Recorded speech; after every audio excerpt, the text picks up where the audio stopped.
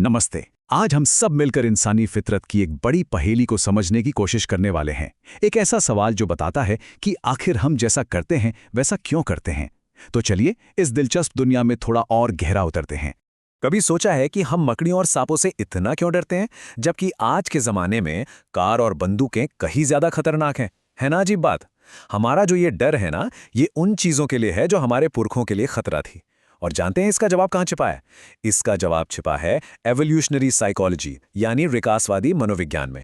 और यहीं पर आता है इस पूरी बातचीत का सबसे अहम आइडिया। देखिए, हमारे पास जो ये दिमाग है ना, वो असल में पाषाण युग यानी स्टोन एज का है। लेकिन हम जी रहे हैं आज की मॉडर्न दुनिया में। इसको ऐसे समझिए, जैसे हम एक पुराने कंप्यूटर पर, जिसका ऑपरेटिंग सिस्टम लाखों साल पुराना हो, उस पर आज का लेटेस्ट सॉफ्टवेयर चलाने की कोशिश कर रहे हैं। तो आखिर ये विकासवादी मनोविज्ञान है क्या? असल में ये एक ऐसा विज्ञान है जो हमारे दिमाग और हमारे बर्ताव को इवोल्यूशन के नजरिए से देखता है। मतलब, जैसे हम जानते हैं कि हमारा दिल खून पंप करने के लिए बना, या हमारे फेफड़े सांस लेने के लिए, ठीक वैसे ही ये फील्ड ये सवाल पूछती है कि हमारा दिमाग, हमारा मन आखिर किन समस्याओं को सुलझाने के लिए बना था। इसके कुछ बेसिक सिद्धांत हैं।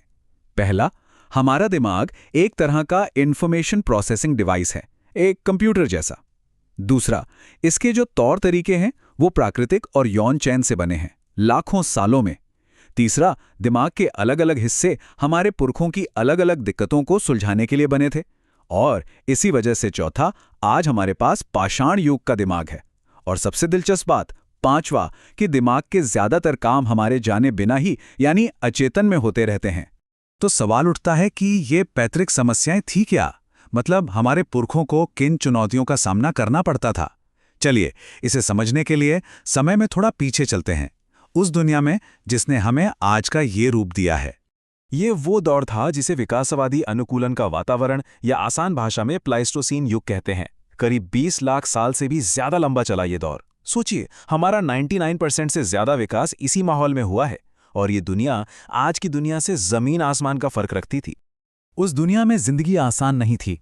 हर दिन कुछ बुनियादी चीजों के लिए जद्दोजहद थी, जैसे खाने के लिए क्या सही है और उसे ढूंढना कैसे है, रहने के लिए सुरक्षित जगह कहाँ मिलेगी, खतरनाक जानवरों और दूसरे खतरों से खुद को कैसे बचाएं, दोस्त और सहयोगी कैसे बनाएं, और हाँ, सबसे जरूरी, एक अच्छा जीवन साथी ढूंढना, उसे पाना और फिर बच्चों की परवरिश करना। इन्हीं सब चुनौतियों ने हमारे दिमाग की बनावट को गढ़ा है।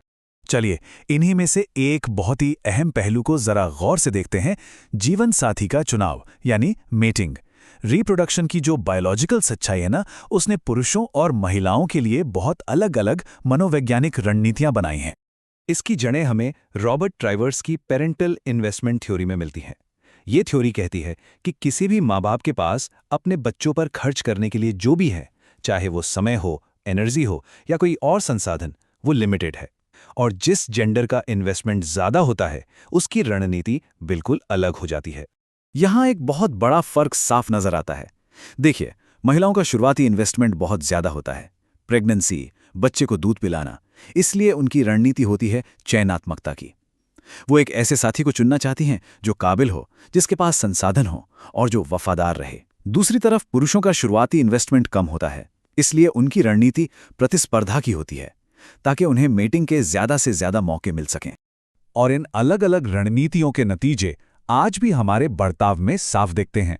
जैसे आमतौर पर महिलाएं साथी चुनते वक्त ज्यादा सोच विचार करती हैं, पुरुष ज्यादातर सेक्स के लिए ज्यादा उत्सुक रहते हैं और उनमें आपस में कंपटीशन भी ज्यादा होता है। और तो और जलन या जेलसी महसूस करने के तरीके भी दोनों में अलग अलग होते हैं।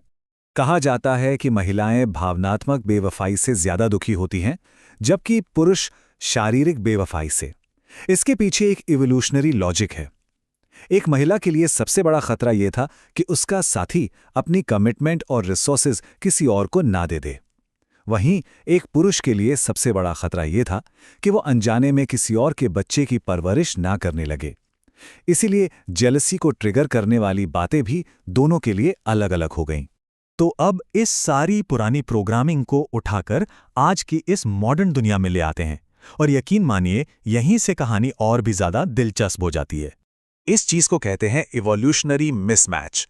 इसका सीधा सा मतलब है कि हमारे दिमाग की वायरिंग तो उस जमाने के हिसाब से हुई है जिसमें हम अब रहते ही नहीं, और इस वजह से आज की दुनिया में कई अजीब और कभी-कभी तो नुकसानदेह नतीजे देखने को मिलते हैं।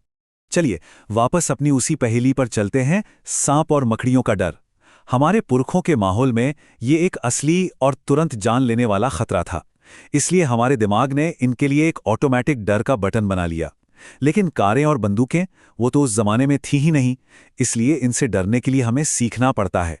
ये डर हमारे अंदर पहले से प्रोग्राम्ड नहीं है। और यही मिसमैच एक और बड़ी ही जबरदस्त चीज को जन्म देता है, जिसे कहते हैं सुपर नॉर्मल स्टिमुलस। ये आज के जमाने की ऐसी चीजें हैं जो हमारी उन पुरानी इच्छाओं को हाईजैक कर लेती हैं जो प्रकृति ने किसी और मकसद के लिए बनाई थी। सबसे अच्छा उदाहरण है खाना। सोचिए, हमारे पुरखों के समय में कैलोरी मिलना बहुत मुश्किल था, तो फैट यानी वसा और चीनी जैसी हाई एनर्जी वाली चीजें उनके लिए किसी खजाने से कम नहीं थीं। जिंदा रहने के लिए ये बहुत जरूरी थी। और आज हम एक ऐसी दुनिया में हैं जहां फैट और चीनी की कोई कमी नहीं है। एक डबल चीज बर्गर क्या है? ये वही सुपर नॉर्मल स्टिमुलस है। ये फैट, चीनी और नमक का एक ऐसा कॉम्बिनेशन है जिसे देखकर हमारे पाषाण युगीन दिमाग का कंट्रोल खोना तय है। वो इसका सामना करने के लिए बना ही नहीं है। तो इन सब बातों का मतलब क्या है? देखिए, इवोल्यूशनरी साइकोलॉजी हमें इंसानी बर्ताव को समझने का एक बहुत पावरफुल नजरिया तो देती है, लेकिन ये विवादों से परे भी नहीं है। ये एक बहुत एम्बिशियस फील्ड है जो पूरी साइकोलॉजी को एक ही फ्रेमवर्क में बांधना चाहती है। लेकिन इसके जो विचार हैं वो अक्सर बड़ी बहसों को जन्म देते हैं और इनकी काफी आलोचना भी होती है।